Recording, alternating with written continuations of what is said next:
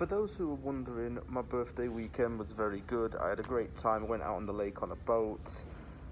My birthday was good, and I just want to say this result has not dampened my spirits or my weekend. Actually, I've had a great time. I'm now just in the airport heading out to Vancouver as I'm prepared to fly back to Edmonton. Okay. Why? What has this fan base done to deserve a performance like that today?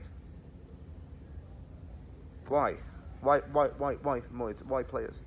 What have we done to deserve this? It's unacceptable. Well, actually, it's more than unacceptable. It's a downright embarrassment. And the players should be quite ashamed of how they played. You know what gets me? You know,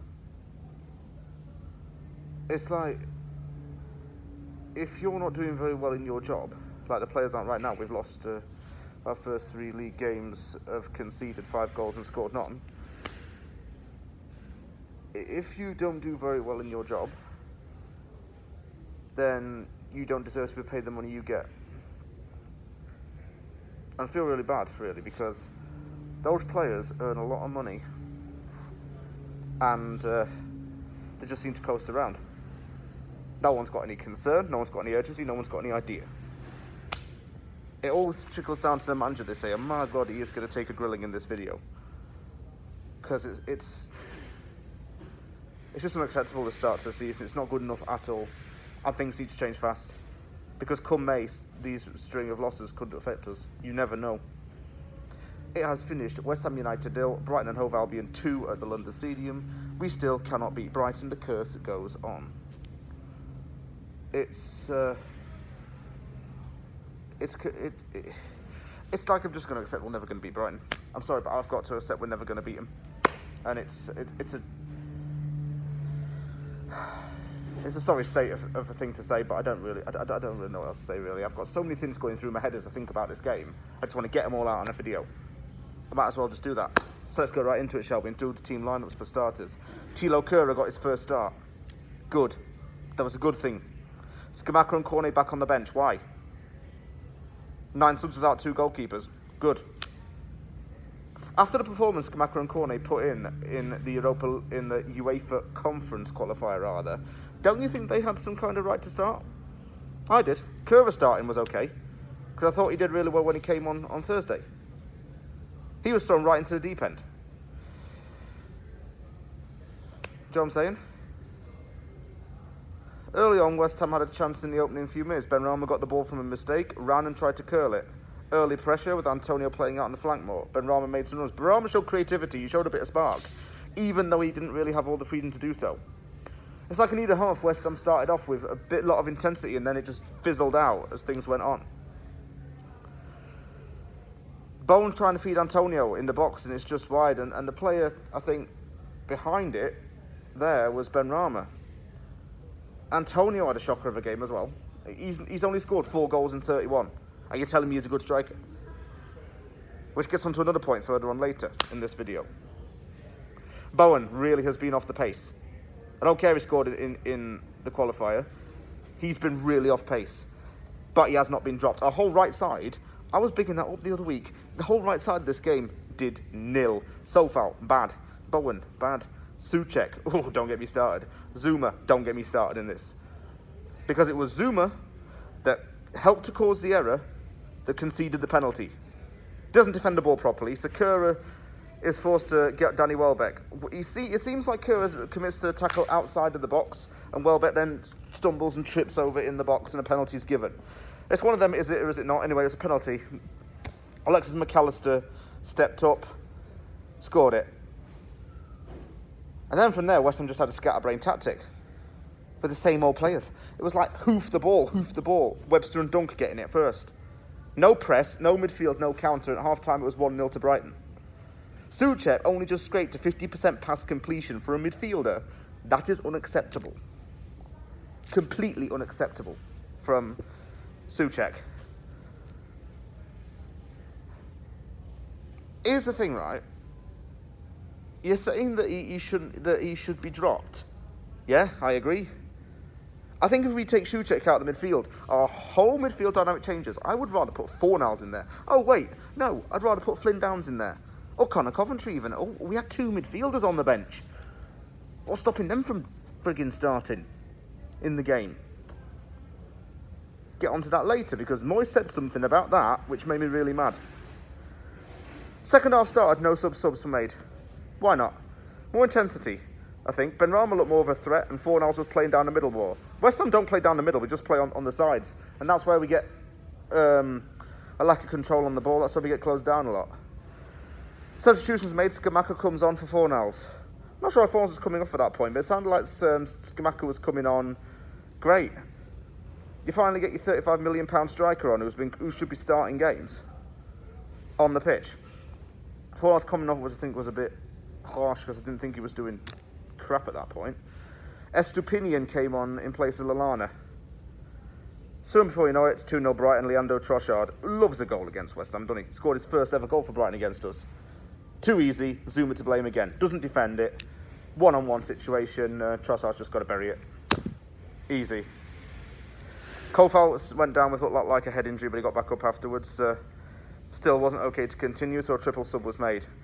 Cornet, Lanzini and Johnson on for Antonio, Benrahma and Sofal. Why the hell are we taking bloody Benrahma off? Scamacca would benefit greatly from a creative striker.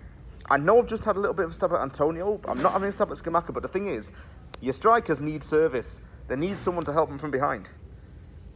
Benrahma was easily balling out in that 10 position, so why was he taken off? Was it in place of Lanzini? He's not been doing well at the 10. He's actually been finished.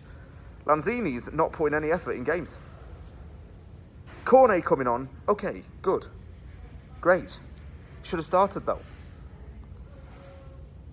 March headed over the bar. He was off target. Souček had a double header, tipped over twice by Robert Sanchez. But Peiwu came on for Marsh, and then Trossard came off for Mitoma.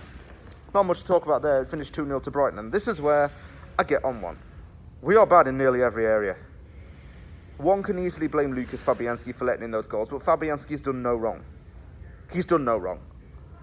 Nor is Areola. What good is your goalkeeper if your defence is terrible? Defence is error-prone. It's not strong enough to defend. It hasn't got good fullbacks that can defend and attack at the same time. As much as I love Cresswell and Sofal and I want to stick by them, they make it really hard to do so. Cresswell, useless. Sofal, not committing himself. What did Bowen do even? I mean, Bowen made a couple of runs, but they weren't energetic runs. They weren't powerful runs. He looked like he was off the pace. Zuma didn't help at all. He's had his worst game yet for us. If only Aguirre didn't get injured, we'd actually be all right, I think, in defence. But hey-ho, this is West Ham. We're just cursed all over. Souček, do not get me started. Do not get me started on Souček and Cresswell. He can do one, and the other one can do one. Souček, his passing, his vision were terrible. He's a liability. He's been poor for too long.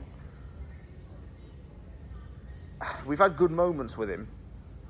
In the 2020-21 season, he did very well, and he got Hammer of the Year for that.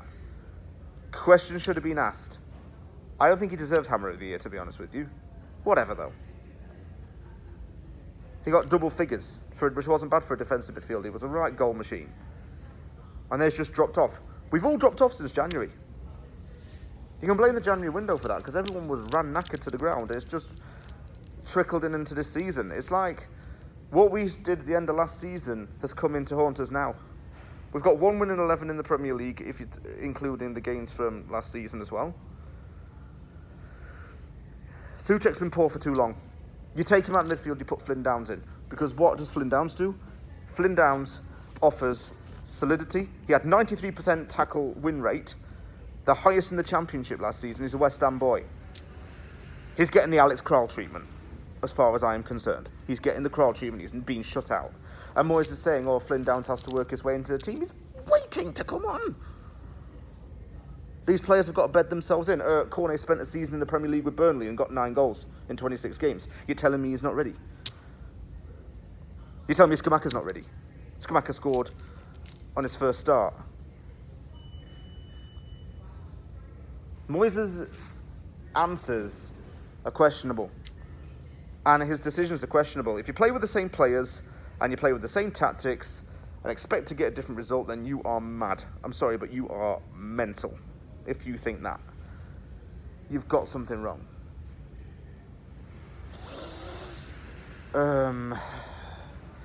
Moyes comes out and says Brighton were the better team. Well, you don't say. You helped them to become the better team. You didn't do anything. It's not good enough. It's really not good enough, and it makes me blood boil. This is the West Ham that I've known before and that I've hated, and I thought we were past that stage. Why is it coming back all of a sudden? I'm not saying Moyes out, but if he carries on like this with his arrogance and his favouritism, it's going to piss off players, it's going to piss off staff at the club, it's going to piss off fans. The last thing Moyes wants is a fan base turning on him. There were boos at the stadium today. That has not happened very often in the last 2 years. Moyes was the recipient of those boos. And Declan Rice comes out in his post-match interview, looking dejected, looking down. He doesn't have that, fight attitude. It was more like a flight attitude, saying, oh, well, we're not Man City. No, we're not Man City, Declan. No, we're not, but we should aim to be like that. Man City played today against Newcastle. Newcastle gave him a run for the money. Why couldn't we? We should have played exactly how Brighton played against us, exactly how Newcastle played against City. With that much of intensity, energy, passion and determination. Make it enjoyable to watch. We're just stagnant, stale. We can't get anything right. And no one seems to play for the shirt.